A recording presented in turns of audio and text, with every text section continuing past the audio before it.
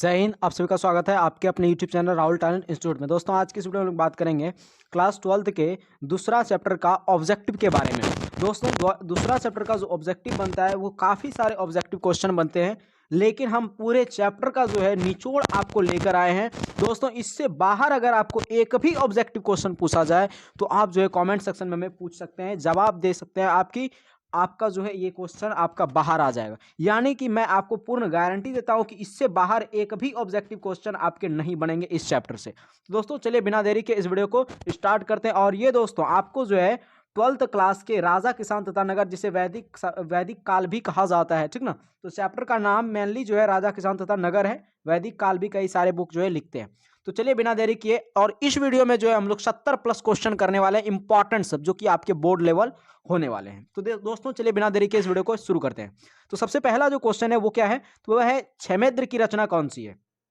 क्षेमेद्र ने जो है रचना किया है, उस वो रचना कौन सी है। तो दोस्तों आपने अगर लाइन बाय लाइन इसका एक्सप्लेनेशन नहीं देखा है तो आप जाके जो है डिस्क्रिप्शन में लिंक दिया गया है, वहां से क्लिक करके आप उस चीज को देख सकते हैं। तो क्षेमेद्र की रचना कौन सी है वो बताना है आपको। ऑप्शन ए है मुद्रा राक्षस, अर्थशास्त्र, बृहत कथा, या फिर कथा सरित सागर। तो इस दोस्तों इसका जो राइट आंसर हो जाएगा वो हो जाएगा बृहत कथा, क्योंकि आपको बता चुके हैं बृहत कथा किसने रचना किया है, क्षेमेद्र ने। ठीक है, अब जो है अगला क्वेश्चन आपका दे रखा है, वो क्या दे रखा है अगला क्वेश्चन, तो है इंडिका किसने रचना की है। इंडिका की रचना किसने की है, यही है ना। इंडिका किसकी रचना है ना, इंडिका किसकी रचना है। तो दोस्तों मेगास्थनीज की रचना हो जाएगी इंडिका। क्लियर है। अब अगला क्वेश्चन हम लोग देखते हैं। अगला क्वेश्चन क्या दे रखा है दोस्तों, अगला क्वेश्चन उसको देख लेते हैं अब हम लोग। अगला क्वेश्चन देखिए क्या दे रखा है, बोल रहा है किस गुप्त शासक को लिच्छवी दोहित्र कहा जाता है। ऑप्शन है समुद्रगुप्त, चंद्रगुप्त, या फिर कुमारगुप्त, या फिर स्कंदगुप्त। तो दोस्तों इसका जो राइट आंसर हो जाएगा वो हो जाएगा आपका समुद्रगुप्त। किसे कहा जाता है, समुद्रगुप्त को लिच्छवी दोहित्र कहा जाता है, लिच्छवी दोहित्र शासक कहा जाता है। क्लियर है। उसके बाद अगला क्वेश्चन देखते हैं। अगला क्वेश्चन आपका जो दे रखा है वो दे रखा है कि गुप्त काल में हस्ती सेना का प्रधान को क्या कहते थे। गुप्त काल में हस्ती सेना का प्रधान जो होता था उसको क्या कहा जाता था। तो दोस्तों ऑप्शन है महासंधि विग्रहिक, या फिर महाश्वरपति, या महापिलुपति, या फिर महाबलाधिपति। तो दोस्तों इसका जो राइट आंसर हो जाएगा वो हो जाएगा महापिलुपति। महापिलुपति कहा जाता था। क्लियर है। अब हम लोग अगला चीज देखते हैं इसका। चलिए हमने जो है इसको सही रूप में कर लिया। अब जो है यहाँ से अगला क्वेश्चन आपका जो बनता है वो क्या है भाई, तो महिला संत इनमें से कौन है। महिला संत, तो महिला 5वां नंबर क्वेश्चन है, महिला संत कौन थी। मीरा थी, अंडाल थी, कराइकल थी, या फिर सभी। तो दोस्तों इसमें महिला संत जो थी वो ऑल थी। उसके बाद धम्म की शुरुआत किसने की थी। तो दोस्तों आपको पता होगा कि धम्म की शुरुआत किसने की थी। ऑप्शन है चंद्रगुप्त मौर्य, विक्रमादित्य, अशोक, या फिर कनिष्क। तो दोस्तों धम्म की शुरुआत जो है वो अशोक ने किया था कलिंग युद्ध जीतने के पश्चात। क्लियर है। ये चीज जो है आपका आंसर हो गया। उसके बाद अगला क्वेश्चन हम लोग देखते हैं। अगला क्वेश्चन क्या दे रखा है, अगला 7वां नंबर प्रश्न दे रखा है कि समुद्रगुप्त की तुलना किस यूरोपीय शासक से की जाती है। तो दोस्तों इसका तो बहुत सिंपल आंसर है। ऑप्शन है हिटलर, नेपोलियन से की जाती है, या बिस्मार्क से, या मुसोलिनी से। तो दोस्तों इसका जो राइट आंसर हो जाएगा वो हो जाएगा नेपोलियन से, क्योंकि समुद्रगुप्त को जो है भारत का नेपोलियन भी कहा जाता है। उसके बाद है मौर्य वंश का संस्थापक कौन था। तो दोस्तों मौर्य वंश का संस्थापक कौन था, चंद्रगुप्त मौर्य। उसके बाद अगला क्वेश्चन देखते हैं। अगला है चंद्रगुप्त की मृत्यु कहाँ हुई थी, पाटलिपुत्र में, तक्षशिला में, या श्रवणबेलगोला में, या फिर उज्जैनी में। तो दोस्तों इसका जो राइट आंसर हो जाएगा वो हो जाएगा श्रवणबेलगोला में। क्लियर है। अब हम लोग अगला क्वेश्चन देख लेते हैं दोस्तों। 10वां नंबर क्वेश्चन आपका जो दे रखा है वो क्या दे रखा है, दे रखा है चंद्रगुप्त मौर्य किस धर्म को मानने वाला था। बौद्ध धर्म को, जैन धर्म को, या शैव धर्म को, या वैष्णव धर्म को। तो दोस्तों चंद्रगुप्त मौर्य जो था वो जैन धर्म को मानने वाला था, क्योंकि जैन धर्म को मानने वाला था, जिस वजह से ये जो है जैनिज्म जब चले गए थे दक्षिण भारत कर्नाटक, तो उसी पर्वत पे जो है इनका निधन हुआ था, जहाँ की आपको अभी बताया कि श्रवणबेलगोला में इनका निधन हुआ था, है ना। अभी आपको जो बताए तो श्रवणबेलगोला कर्नाटक में है, दक्षिण भारत में। क्लियर है। अब अगला क्वेश्चन हम लोग देख लेते हैं। अगला क्वेश्चन क्या दे रखा है, दे रखा है कि मौर्य वंश का अंतिम राजा कौन था। ऑप्शन है अशोक, कुणाल, संप्रति, या फिर बृहद्रथ। तो दोस्तों इसका जो राइट आंसर हो जाएगा वो हो जाएगा बृहद्रथ। उसके बाद है मौर्य वंश की राजधानी कहाँ थी। मौर्य वंश की राजधानी कहाँ थी, विदिशा, दिल्ली, या पाटलिपुत्र, या फिर राजगीर। तो दोस्तों इसका जो राइट आंसर हो जाएगा वो हो जाएगा पाटलिपुत्र। क्लियर है। अगला क्वेश्चन अब हम लोग देख लेते हैं। 12 क्वेश्चन हमने कर लिया, इंपॉर्टेंट सब क्वेश्चन है, जो कि 12 क्वेश्चन हम लोगों ने कर चुका है अब तक। उसके बाद 13 नंबर क्वेश्चन देखते हैं क्या दे रखा है, दे रखा है मौर्यकालीन टकसाल का प्रधान कौन था। मौर्यकालीन टकसाल का प्रधान कौन था। दोस्तों कई बार ये क्वेश्चन आपके बन चुके हैं एग्जाम में। ऑप्शन है कोषाध्यक्ष, मुद्राध्यक्ष, या फिर पन्याध्यक्ष, या लव्यणाध्यक्ष। तो दोस्तों इसका जो राइट आंसर हो जाएगा वो हो जाएगा पन्याध्यक्ष। क्लियर है। अब हम लोग अगला क्वेश्चन देखते हैं। अगला क्वेश्चन है मौर्यकालीन कलिंग राज्य कहाँ स्थित है? मौर्यकालीन कलिंग राज्य कहाँ स्थित है? ऑप्शन है बिहार, बंगाल, उड़ीसा या फिर मध्य प्रदेश। तो दोस्तों इसका जो राइट आंसर हो जाएगा वो जाएगा उड़ीसा। क्लियर है। अब हम लोग अगला प्रश्न देखते हैं। 15 नंबर प्रश्न जो है वो क्या दे रखा है? दे रखा है भाई मौर्य प्रशासन में समाहर्ता कौन था? तो दोस्तों आपको बता चुके हैं कि समाहर्ता जो है वो मौर्य शासन काल में जो कर लेने वाले अधिकारी थे, कर लेने वाले जो अधिकारी थे उसी को कहा जाता है। तो कार्य संग्रह अधिकारी को ही क्या कहा जाता है? मौर्य प्रशासन में समाहर्ता इसे कहा जाता था। क्लियर है। अगला क्वेश्चन अब हम लोग देखते हैं। अगला क्वेश्चन क्या दे रखा है भाई? दे रखा है कि मौर्य काल में ब्राह्देय क्या था? ब्राह्देय क्या था? ऑप्शन है भूमिदान, धन दान या फिर सॉरी पशुदान, धन दान या भूमिदान या फिर कृषि दान। तो दोस्तों इसका जो राइट आंसर हो जाएगा मौर्य काल में ब्राह्देय वो था भूमिदान। क्लियर है। अगला क्वेश्चन अब हम लोग देख लेते हैं। अगला क्वेश्चन क्या दे रखा है? दे रखा है भाई कि अशोक जो था, अशोक का व्यक्तिगत धर्म क्या था? बौद्ध धर्म, जैन धर्म, शैव धर्म या फिर वैष्णव धर्म। तो दोस्तों अशोक का जो है वो व्यक्तिगत धर्म इन्होंने जो है क्या लिया था? तो आपको पता होगा कि अशोक ने जो है वो बौद्ध धर्म अपनाए थे। ठीक ना, व्यक्तिगत धर्म इनका यही था। उसके बाद अगला क्वेश्चन हम लोग देखते हैं 18 नंबर। क्या दे रखा भाई कि अशोक ने महेंद्र और संघमित्रा को धर्म प्रचार के लिए, यानी कलिंग युद्ध के बाद ये बहुत बड़े धर्मात्मा बन गए थे। ठीक ना, तो वो जो है किस देश में भेजे थे? जापान में, मिस्र में या बर्मा में या फिर सिंघल द्वीप या फिर श्रीलंका में। तो दोस्तों इसका जो राइट आंसर हो जाएगा वो हो जाएगा सिंघल द्वीप में भेजे थे वो। तो अगला क्वेश्चन दे रखा है कि अशोक किस वंश का शासक था? नंद वंश का, मौर्य वंश का या गुप्त वंश का या फिर चोल वंश का? तो दोस्तों अशोक जो था वो किस वंश का शासक था? आपको पता होगा, बताइए फटाक से। अशोक जो है वो मौर्य वंश के क्या थे? अशोक मौर्य वंश के शासक, बहुत महान सम्राट माने जाते थे। उसके बाद अगला क्वेश्चन हम लोग देखते हैं। अगला क्वेश्चन 20 नंबर जो प्रश्न दे रखा है, क्या दे रखा है कि अशोक कौन से बौद्ध भिक्षु के प्रभाव में आकर, यानी अशोक जो था वो पहले बहुत बड़े जो है क्या थे, मतलब युद्ध करने वाले बहुत बड़े विजेता महान सम्राट थे, लेकिन ये बौद्ध भिक्षु कौन से बौद्ध भिक्षु के प्रभाव में आकर जो है वो बौद्ध धर्म का समर्थक बने, धर्मात्मा राधागुप्त या नागसेन? तो इसका राइट आंसर हो जाएगा वो जाएगा उपगुप्त। क्लियर है। उसके बाद अगला क्वेश्चन देखते हैं। अगला क्वेश्चन है कि राजगृह की नगर वधु का नाम क्या था? माधवी, अम्बपाली या तिस्यरसिता या सालवती? तो दोस्तों इसका जो राइट आंसर हो जाएगा वो हो जाएगा सालवती। क्लियर है। अगला क्वेश्चन अब हम लोग देखते हैं कि आर्यभट्ट जो है वो कहाँ का वासी था? आर्यभट्ट साहब कहाँ के वासी थे? मालवा के, कश्मीर के, तक्षशिला के या फिर पटना के? दोस्तों इसका जो राइट आंसर हो जाएगा वो कहाँ का वासी थे भाई? तो पटना के आर्यभट्ट वासी थे। क्लियर है। उसके बाद अगला क्वेश्चन आपका जो दे रखा है बेहद इंपॉर्टेंट प्रश्न है, पंचतंत्र की रचना किसने की थी? क्या है क्वेश्चन? पंचतंत्र की रचना किसने की थी? ऑप्शन है आर्यभट्ट ने, वराहमिहिर ने, कालिदास ने या विष्णु शर्मा ने? तो इसका जो राइट आंसर हो जाएगा वो हो जाएगा विष्णु शर्मा ने। क्लियर है। उसके बाद अगला क्वेश्चन क्या दे रखा है भाई? तो अगला क्वेश्चन आपका दे रखा है कि अर्थशास्त्र में कितने प्रकार के विवाह का उल्लेख मिलता है? तो दोस्तों अर्थशास्त्र में कितने प्रकार के विवाह का उल्लेख मिलता है ये आपको भली भांति पता होगा कि ये जो है टोटल 8 प्रकार के विवाह का। तो दोस्तों 8 प्रकार के विवाह का उल्लेख कहाँ कहाँ मिलता है? आपको तीनों चीज बता देते हैं। पहला तो ये चीज जो है आपको महाभारत में देखने को मिलेगा, महाभारत में। दूसरा जो है मनु स्मृति ग्रंथ में भी ये जो है 8 प्रकार के विवाह का उल्लेख मिलता है, और साथ साथ अभी आपने देखा कि अर्थशास्त्र में भी 8 प्रकार के विवाह का उल्लेख मिलता है। तो 8 प्रकार के विवाह का उल्लेख 3 जगह मिलता है। कहाँ कहाँ? एक हो गया महाभारत में और एक हो गया मनु स्मृति ग्रंथ में। क्लियर है। अब हम लोग जो है 25 नंबर प्रश्न देख लेते हैं। यहाँ पे जो है आपका 25 नंबर प्रश्न दे रखा है। क्या दे रखा है भाई? उसको ध्यान से आपको देखना है। ठीक, चलिए देखिए ये क्या दे रखा है। दे रखा है कि किसने लिखा वास्तविक सुकर्म वह है जिससे प्रजा सुखी तथा प्रसन्न हो, यानी वास्तविक सुकर्म वह है जिससे प्रजा सुखी तथा प्रसन्न हो। किसने लिखा था? मेगास्थनीज ने, चंद्रगुप्त ने या फिर बिंदुसार ने या कौटिल्य ने? दोस्तों किसने लिखा कि वास्तविक सुकर्म वह है जिससे प्रजा क्या हो? तो सुखी तथा प्रसन्न हो। जल्दी बताइए इसका क्या हो जाएगा राइट आंसर? दोस्तों इसका जो राइट आंसर हो जाएगा वो हो जाएगा आपका कौटिल्य। किसने कहा था भाई? तो कौटिल्य ने कहा था कि वास्तविक सुकर्म वह है जिससे प्रजा सुखी तथा संपन्न हो। क्लियर है। अगला क्वेश्चन अब हम लोग देख लेते हैं। अगला क्वेश्चन क्या दे रखा है? बोल रहा है कि चंद्रगुप्त मौर्य के काल में कलिंग की राजधानी कहाँ थी? ऑप्शन है तक्षशिला, उज्जैनी, तोसाली या फिर पाटलिपुत्र। तो दोस्तों चंद्रगुप्त मौर्य हुए थे उस समय जो उन्होंने जो राजधानी बनाई थी वो कहाँ बनाई थी भाई? तो उन्होंने जो है तोसाली बनाई थी राजधानी। कहाँ बनाई थी? तोसाली। क्लियर है। उसके बाद अगला क्वेश्चन जो दे रखा है बहुत इंपॉर्टेंट है और ये रिपीटेड क्वेश्चन है, इसलिए हमने यहाँ पे मार्क कर दिया है कि भाई ये रिपीटेड क्वेश्चन है। क्या क्वेश्चन है कि आर्यभट्ट कहाँ का वासी था? तो अभी आपको बताया था कि आर्यभट्ट जो है वो पटना के वासी थे। उसके बाद क्लियर है फिर जो है अगला क्वेश्चन आपको जो दे रखा है वो क्या दे रखा है कि द्वितीय नगरीकरण के नगरों को क्या कहा जाता है? ताम्रयुगीन नगर, कांस्य युगीन नगर, ना फिर लौह युगीन नगर, या फिर कोई नहीं। तो दोस्तों आपको पता होगा कि सबसे पहला जो नगर था, सबसे पहला नगर यानी पहली नगरीकरण जो था वो कौन था? तो भाई वो कांस्य युगीन सभ्यता था, कांस्य युगीन नगर था। लेकिन द्वितीय नगरीकरण लौह युगीन नगर बन गया। उसके बाद अगला क्वेश्चन हम लोग देख लेते हैं। अगला क्वेश्चन है कि भारत का प्राचीनतम ज्ञात अभिलेख कौन सा है? तो भारत का सबसे प्राचीनतम ज्ञात अभिलेख कौन सा है? ऑप्शन है सारनाथ का अभिलेख, गिरजाघर का, गिरनार का अभिलेख, या फिर वोगजा कोई का अभिलेख, या फिर मथुरा का अभिलेख। तो दोस्तों इसका जो राइट आंसर हो जाएगा वो हो जाएगा वोगजा कोई का अभिलेख। उसके बाद अगला क्वेश्चन आपका जो दे रखा है वो क्या दे रखा है कि मेगास्थनीज किस यूनानी शासक के राजदूत के रूप में पाटलिपुत्र आया था? मेगास्थनीज जो था वो किस यूनानी शासक के राजदूत के रूप में पाटलिपुत्र आया था?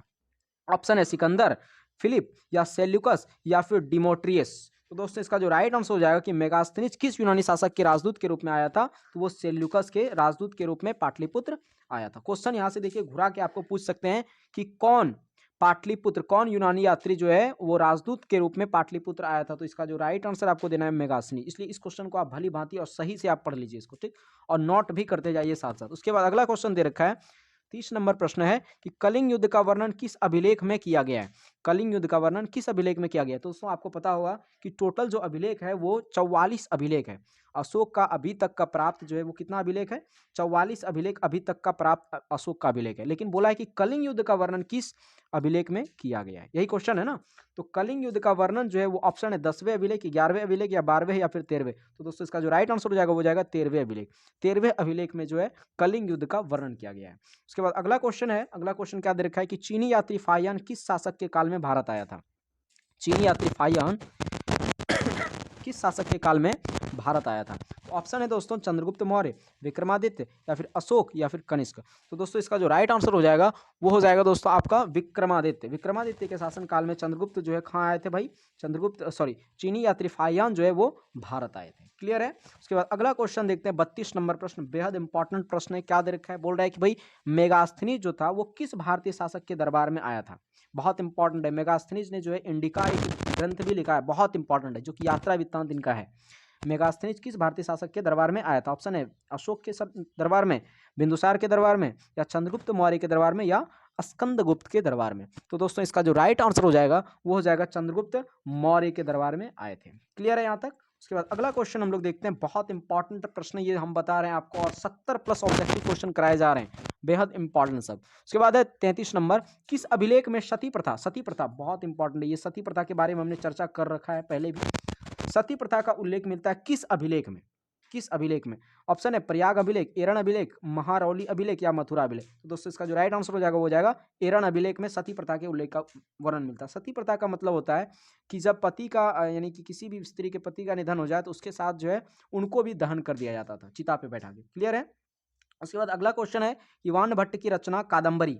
देखिए यहाँ से क्वेश्चन जो है घुरा के पूछा जा सकता है। क्या पूछा जा सकता है कि कादम्बरी किसकी रचना है? तो कादम्बरी किसकी रचना है भाई? वान भट्ट की रचना है। क्लियर है? उसके बाद है किस शासक के काल में, कादम्बरी में किस शासन काल का वर्णन मिलता है? तो वान भट्ट की जो रचना थी वान भट्ट साहब की, उसमें जो है किस शासन काल का वर्णन मिलता है? ऑप्शन है चंद्रगुप्त मौर्य, अशोक, विक्रमादित्य, या फिर हर्षवर्धन। तो दोस्तों इसका जो राइट आंसर हो जाएगा वो जाएगा हर्षवर्धन के काल का वर्णन मिलता है। क्लियर है यहाँ तक? अब जो है हम लोग अगला क्वेश्चन देख लेते हैं। ये 34 प्रश्न हो गया। उसके बाद अब यहाँ पे जो है हम लोग अगला प्रश्न देख लेते हैं। 35 नंबर यहाँ पे है, ठीक। क्या दे रखा है? क्वेश्चन दे रखा है कि गुप्त संवत कब और किनके द्वारा शुरू किया गया था? गुप्त संवत जो था वो कब और किनके द्वारा शुरू किया गया था, ये आपको बताना है अच्छी तरह से। ऑप्शन आपका जो दे रखा है वो क्या दे रखा है भाई? तो घटोत्कच यानी कि घटोत्कच द्वारा शुरू किया गया था 300 ईस्वी में, या फिर श्रीगुप्त द्वारा 309 से 10 ईस्वी में शुरू किया गया था, या फिर समुद्रगुप्त द्वारा 324 ईस्वी को, या फिर चंद्रगुप्त फर्स्ट 319 से 20 ईस्वी को किया गया था। तो दोस्तों इसका जो राइट आंसर हो जाएगा वो चंद्रगुप्त फर्स्ट ने जो है 319 से 320 ईस्वी में गुप्त संवत का शुरुआत किया था, ठीक। गुप्त संवत का शुरुआत। क्लियर है यहाँ तक? इसके बाद अब अगला प्रश्न जो है हम लोग देख लेते हैं। 36 नंबर प्रश्न क्या दे रखा है? दे रखा है भाई कि प्राचीन नालंदा विश्वविद्यालय के संस्थापक कौन थे? प्राचीन नालंदा विश्वविद्यालय के संस्थापक कौन थे? ऑप्शन है अशोक, समुद्रगुप्त, स्कंदगुप्त, या फिर कुमारगुप्त। इसका जो डायरेक्ट और राइट आंसर हो जाएगा वो हो जाएगा भाई कुमारगुप्त, ठीक ना। उसके बाद अगला क्वेश्चन है कि भारतीय इतिहास का कौन सा काल स्वर्ण काल कहलाता है? बहुत इंपॉर्टेंट प्रश्न है। हमको लगता है कि ऐसा कोई भी एग्जाम नहीं होगा जिसमें कि ये प्रश्न ना पूछा गया हो कि स्वर्ण काल कहलाता है कौन सा काल। तो दोस्तों इसका जो राइट आंसर हो जाएगा वो हो जाएगा आपका गुप्त काल। गुप्त काल को भारतीय इतिहास का स्वर्ण काल माना जाता है। क्लियर है। उसके बाद है 38 नंबर प्रश्न जो है बेहद इंपॉर्टेंट, क्या दे रखा है, दे रखा है कि अर्थशास्त्र की रचना कब और किसने की थी। तो कौटिल्य बाबा ने किया था, यानी कि चाणक्य ने किया था। कब किया था भाई, तो 4वीं शताब्दी ईसा पूर्व में। कब किया था, 4वीं शताब्दी ईसा पूर्व में। क्लियर है।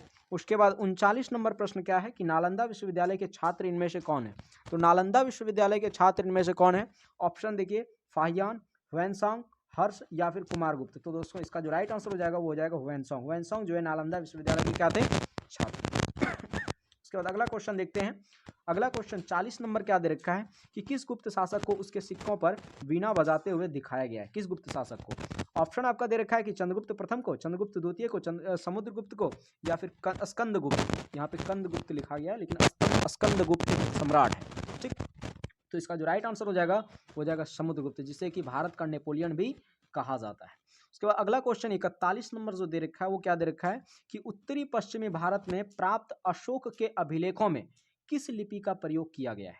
उत्तरी पश्चिमी भारत में प्राप्त अशोक के अभिलेखों में किस लिपि का प्रयोग किया गया है, खरोष्ठी लिपि का, अरामाइक लिपि का या ब्राह्मी लिपि का या फिर कोई नहीं। तो दोस्तों इसका जो राइट आंसर हो जाएगा वो हो जाएगा खरोष्ठी लिपि का। क्लियर है। उसके बाद अगला क्वेश्चन देखते हैं। देखिए अभी ये क्वेश्चन हमने आपको बताया भी था कि अशोक के कुल कितने अभिलेख अभी तक प्राप्त हो चुके हैं। तो आपको अभी बताया था कि 44 अभिलेख इसका अभी तक प्राप्त हो चुके हैं। उसके बाद अगला क्वेश्चन है 43 नंबर की अशोक द्वारा प्रचारित बौद्ध धर्म कहाँ प्रचलित नहीं हुआ था। अशोक ने जो बौद्ध धर्म का प्रचार किया था वो कहाँ प्रचलित नहीं हुआ था। ऑप्शन है सीरिया, ब्रिटेन, श्रीलंका या फिर जापान। दोस्तों इसका जो राइट आंसर हो जाएगा वो हो जाएगा ब्रिटेन। ब्रिटेन में जो है अशोक द्वारा जो प्रचारित बौद्ध धर्म था वो यहाँ पे प्रचारित नहीं हुआ। क्लियर है। तो अगला क्वेश्चन देखते हैं। अगला क्वेश्चन है जीवक ने वैद्य की शिक्षा, जीवक ने वैद्य की शिक्षा कहाँ पाई थी, वैद्य की शिक्षा कहाँ पाई थी, तक्षशिला में, राजगृह में या वैशाली में या फिर पाटलिपुत्र में। तो दोस्तों इसका जो राइट आंसर हो जाएगा वो हो जाएगा तक्षशिला में। कहाँ पे पाई थी भाई, तक्षशिला में पाई थी। क्लियर है यहाँ तक। उसके बाद अगला क्वेश्चन है कि जीवक जो था, जीवक, जीवक कहाँ का रहने वाला था। बहुत इंपॉर्टेंट प्रश्न है कि जीवक कहाँ का रहने वाला था। एक वैद्य था, बहुत बड़ा वैद्य था, ठीक ना, जिसने जो है वैद्य की शिक्षा जो है वो तक्षशिला से पाई थी। जीवक कहाँ का रहने वाला था, ऑप्शन है तक्षशिला का, बनारस का, पाटलिपुत्र का या फिर राजगृह का। तो दोस्तों इसका जो राइट आंसर हो जाएगा वो हो जाएगा राजगृह का रहने वाला था जीवक। उसके बाद अगला क्वेश्चन है कि धर्म विजय का उल्लेख अशोक के किस शिलालेख में है। धर्म विजय का उल्लेख जो है वो अशोक के किस शिलालेख में देखने को मिलता है। तो दोस्तों अभी ये क्वेश्चन आपको बताया कि 13वें शिलालेख में मिलता है। कली युद्ध का वर्णन भी इसी में मिलता है। क्लियर है। उसके बाद अब 47 नंबर जो प्रश्न दे रखा है उसको अब हम लोग देख लेते हैं। ठीक, क्या दे रखा है भाई, किस जीवक की ख्याति किस रूप में थी। तो अब वो अभी आपको बताए थे, व्यापारी के रूप में था क्या, प्रशासनिक अधिकारी के रूप में या वैद्य के रूप में या बौद्ध भिक्षु के रूप में। तो अब बहुत सिंपल है कि वैद्य के रूप में ही था इसका। ठीक, उसके बाद अगला क्वेश्चन देखते हैं। अगला क्वेश्चन है कि जीवक, जीवक जो है, जीवक वैद्य किस वंश के काल में था। जीवक वैद्य किस वंश के काल में था, मौर्य वंश के काल में, गुप्त वंश के काल में, हर्यक वंश के काल में या फिर कुषाण वंश के काल में। दोस्तों आपको पता होगा कि जीवक जो थे, जो कि बहुत बड़े वैद्य थे, इसकी ख्याति जो थी वैद्य के रूप में फैली हुई थी, वो किस वंश के काल में जो है एक वैद्य थे। तो ये जो है बहुत इंपॉर्टेंट प्रश्न है, ये है हर्यक वंश के काल में। यहाँ तक क्लियर है। उसके बाद अगला प्रश्न हम लोग देख लेते हैं। ठीक, अगला प्रश्न अब हम लोग देख लेते हैं। अगला प्रश्न क्या दे रखा है कि अंगराज्य आधुनिक बिहार के किस जिले में अवस्थित था। अंगराज्य जो था वो आधुनिक बिहार के किस जिले में अवस्थित था, पटना में, नालंदा में, भागलपुर में या फिर वैशाली में। तो दोस्तों इसका जो राइट आंसर हो जाएगा वो हो जाएगा भागलपुर में। क्लियर है। उसके बाद अगला क्वेश्चन देखते हैं। अगला क्वेश्चन है कि बिंबिसार, बिंबिसार का संबंध किस वंश से था। बिंबिसार जो था, बिंबिसार नंदवंश, हर्यक वंश, शिशुनाग वंश या फिर मौर्य वंश। दोस्तों यहाँ से कंफ्यूजन वाला है क्योंकि बिंबिसार भी है और एक बिंदुसार भी देखने को मिलता है। इसका जो राइट आंसर हो जाएगा हर्यक वंश हो जाएगा। ठीक, क्योंकि मौ पहले आता है, बिंबिसार और बिंदु है ना, तो वो जो है बाद में आता है। तो हर्यक वंश यहाँ से आप याद रख सकते हैं। क्लियर है।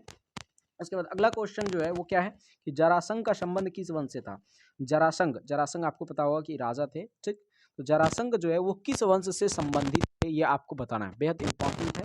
किस वंश से थे भाई, हर्यक वंश से, वृद्धरथ वंश से या नंद वंश या मौर्य वंश। तो आपको पता होगा कि ये जो है वृद्धरथ वंश से संबंधित थे। उसके बाद अगला क्वेश्चन है तक्षशिला किस राज्य में स्थित था। तक्षशिला किस राज्य में स्थित था, मगध में, अंग में, अंग राज्य एक थी है, महाजन पद है। ठीक, उसके बाद है गंधार में या फिर मल में, है ना। तो क्वेश्चन इसका जो राइट आंसर हो जाएगा वो हो जाएगा गंधार में। कहाँ स्थित था? गंधार में। क्लियर है।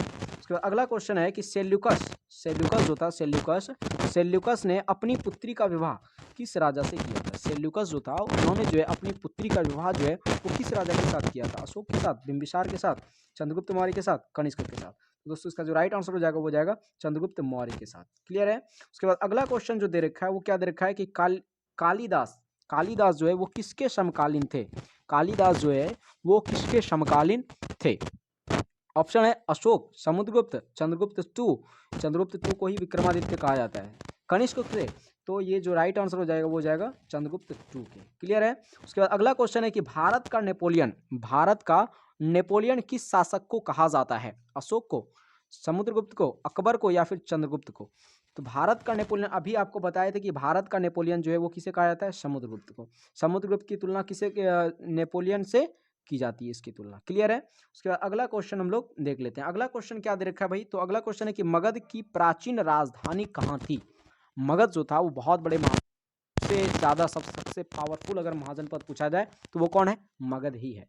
तो इसका जो राइट आंसर हो जाएगा कि मगध की प्राचीन राजधानी कौन थी? ऑप्शन है पाटलिपुत्र, राजगृह, वैशाली या गया।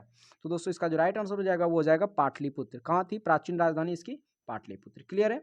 उसके बाद अगला क्वेश्चन जो 57 नंबर क्वेश्चन जो दे रखा है वो क्या दे रखा है कि मगध का प्राचीनतम राजवंश, सबसे प्राचीन जो है राजवंश कौन था?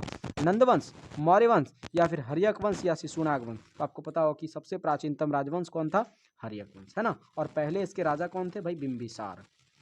उसके बाद इसकी स्थापना भी किसने की थी? हर्यक वंश की, बिंबिसार ने। उसके बाद पाटलिपुत्र को किस राजा ने सर्वप्रथम अपनी राजधानी बनाई? ऑप्शन है बिंबिसार, अजातशत्रु, उदयन, महापद्मनंद। तो इसका जो राइट आंसर हो जाएगा वो उदयन, क्योंकि उदयन ने ही जो है पाटलिपुत्र की स्थापना की थी गंगा, सोन और पुनपुन नदी के संगम पर। क्लियर है। उसके बाद है विश्व में पाई जाने वाली पहली धातु कौन थी? विश्व में पाई जाने वाली पहली धातु कौन थी? लोहा, तांबा, चांदी या फिर टीन? तो दोस्तों इसका जो राइट आंसर हो जाएगा वो हो जाएगा चांदी। क्लियर है यहाँ तक। उसके बाद अब हम लोग जो है अगला प्रश्न यानी कि यहाँ से देखते हैं अब हम लोग, ठीक क्या दे रखा है। अब ये अगला प्रश्न 60 नंबर जो है अब हम लोग देख लेते हैं।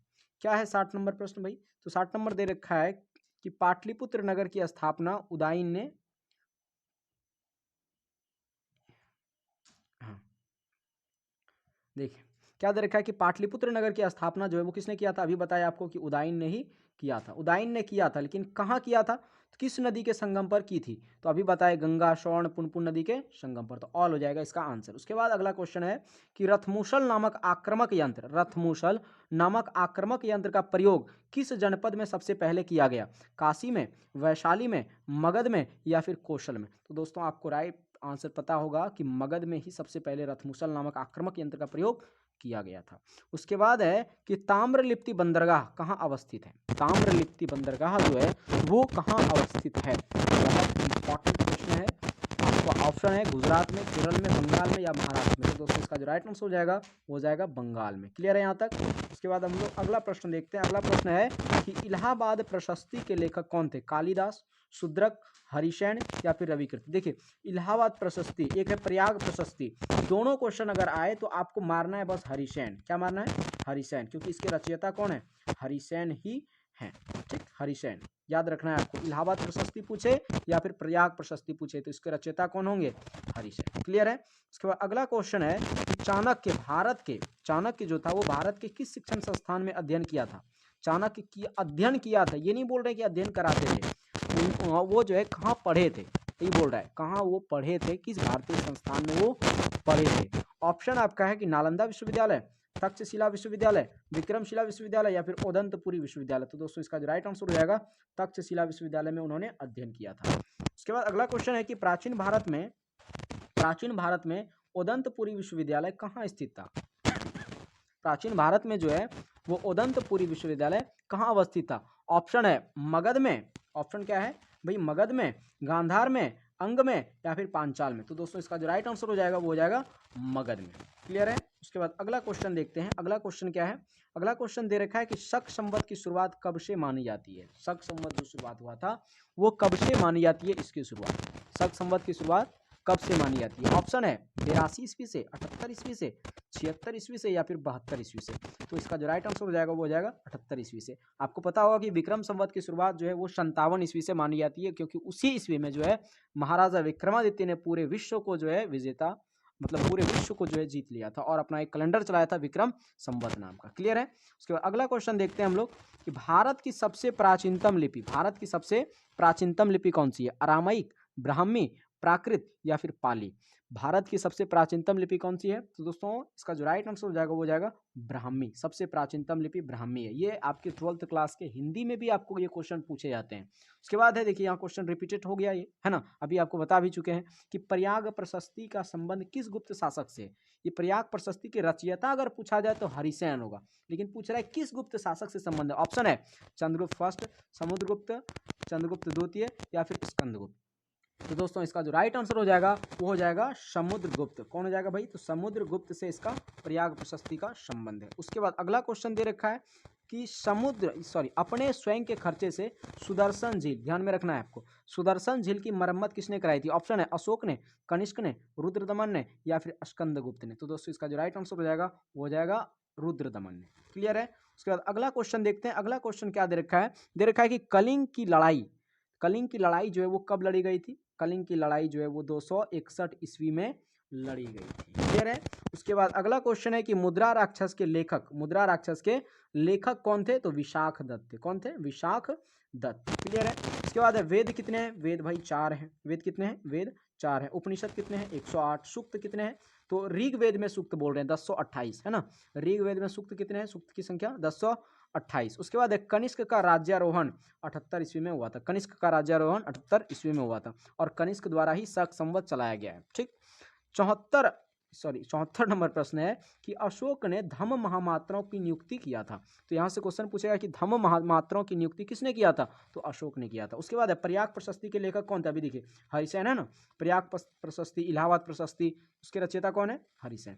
उसके बाद जो है इसकी लिपि जो थी प्रयाग प्रशस्ति की, वो कौन सी लिपि थी? ब्राह्मी लिपि, सबसे प्राचीनतम लिपि है। कालिदास की रचना कौन सी है? तो मालविकिग्ना मित्र। ये कालिदास की सर्वश्रेष्ठ और महत्वपूर्ण रचनाओं में से एक है। क्लियर है यहाँ तक? उसके बाद जो है ये चीज़ आपका क्लियर हो गया। राजा किसान तथा नगर के जितने भी प्रश्न थे हमने जो है ये चीज़ आपको कवर करा दिए। क्लियर है? अब जो है दोस्तों आपको जो है सब्जेक्टिव क्वेश्चन अगर आपने नहीं किया है तो उसका लिंक जो है आपको डिस्क्रिप्शन में मिल जाएगा और वो सब्जेक्टिव क्वेश्चन देख करके जो है आप क्लास में ही उस चीज़ को याद रख सकते हैं। दूसरा चैप्टर का सभी सब्जेक्टिव हमने करा रखा है, आपको लिंक जो है डिस्क्रिप्शन में दे दिया गया है। तो दोस्तों मिलते हैं अगले वीडियो में, तब तक के लिए जय हिंद, जय भारत।